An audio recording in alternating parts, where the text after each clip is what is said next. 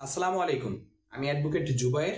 আজ আলোচনা করব খুবই গুরুত্বপূর্ণ একটা বিষয়, জমি জমা সংক্রান্ত বিষয়। এই যে আমরা রেকর্ড সংশোধনীমূলক বিষয়, নামজারি সম্পর্কিত বিষয়।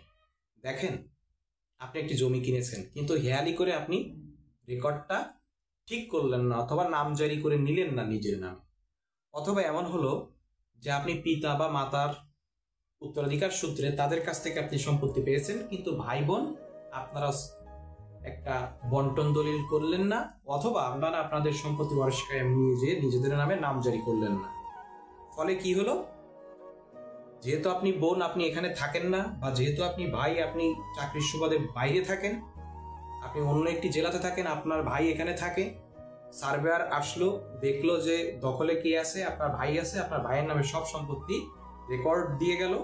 পরবর্তীতে আপনার ভাই জালিয়াতি করে ওই সম্পত্তি বিক্রি করে দিল। বোনের সম্পত্তি ওয়ারিশ হিসাবে সে সম্পত্তি পাচ্ছে, কিন্তু পরবর্তীতে যখন দেখছে যে তার সম্পত্তি তার ভাই রেকর্ড বুনিয়াদে কিন্তু বিক্রি করে দিচ্ছে, তখন কি হবে? তখন একটা ভীষণ ঝামেলা লেগে যাবে, বুঝছেন?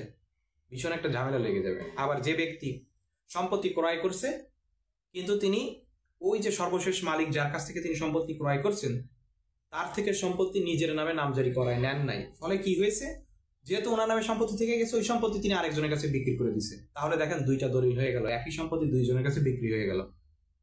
ঠিক আছে, সাব রেজিস্টার অফিস থেকে রেজিস্টার কিন্তু দেখছেন যে না, ঠিকই তো, সম্পত্তি তো মালিকের নামে আছে, কিন্তু আদৌ তো তিনি বিক্রি করে দেওয়ার পরে, যেহেতু প্রথম যে ক্রয় সূত্রে মালিক সে সম্পত্তি নামজারি না করিয়ে নেয় নাই, তাই তার যে রেকর্ড ছিল সেই রেকর্ড থেকে তো তার নামটাও কেটে যায় নাই। তাহলে এখানে কি হলো? আপনি প্রতারিত হলেন না? তাহলে আপনার প্রথম কাজ কি হবে? দেখেন, সর্বপ্রথম কাজ হবে আপনার নামজারি করিয়ে নেওয়া। ঠিক আছে, জমি ক্রয়ের পরে সর্বশেষ যে মালিক ছিল তার থেকে আপনার নামে সম্পত্তি নামজারি করিয়ে নেবেন। আর যদি আপনি ভাই বোন হয়ে থাকেন, তাহলে প্রত্যেকে হয় আপোষে একটা বন্টননামা দলিল করে নেবেন, অথবা কি করবেন, আপনারা নিজেরা ওই ওয়ারিশ কায়েম দিয়ে আপনারা নিজেরা নিজেদের মধ্যে সম্পত্তি নামজারি করিয়ে নেবেন। এই দুটি কাজ যদি আপনারা না করেন, আপনারা প্রতারিত হবেন, 100% আপনারা প্রতারিত হবেন, এবং পরবর্তীতে আপনাদের এই সিভিল কোর্টে দৌড়াদৌড়ি করতে হবে। আর দেখেন, যদি আপনাদের এমন হয় যে আপনারা করতে পারেন নাই, পরবর্তীতে আসে করবেন, সেক্ষেত্রে আপনারা এসি ল্যান্ডের কাছে 150 ধারায় মামলা করতে পারেন। আপনারা ওই নামজারি বাতিলের জন্য আবেদন করতে পারেন। ঠিক আছে, তো এইগুলো করতে গেলে তখন আপনাকে অনেক ঘাটের জল এক ঘাটে নিয়ে আসতে হবে। এগুলো থেকেই আগেই কি করবেন, সবার আগে নামজারি করিয়ে নেবেন। সে উত্তরাধিকার সূত্রে সম্পত্তি পান বা ক্রয় সূত্রে পান, সবার আগে নামজারি করাবেন।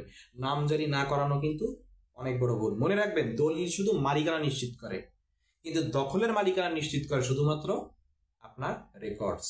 অর্থাৎ আপনার নামে যদি সম্পত্তি থাকে, সেটা দখলের মালিকানা নিশ্চিত করে, আর সম্পত্তির দলিল থাকা শুধুমাত্র আপনার মালিকানা নিশ্চিত করে।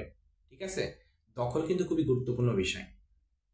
একই সাথে আপনার জমিরও মালিক হতে হবে, দখলীয় মালিক হতে হবে, দুইটাই হতে হবে। তাহলেই তো আপনি সম্পত্তি বুক দখল করতে পারবেন। আদারওয়াইজ তো আপনার ওই সম্পত্তি থেকেও না থাকার মতো। ভুল নয়, সবার আগে নামজারি চাই। আল্লাহ হাফেজ।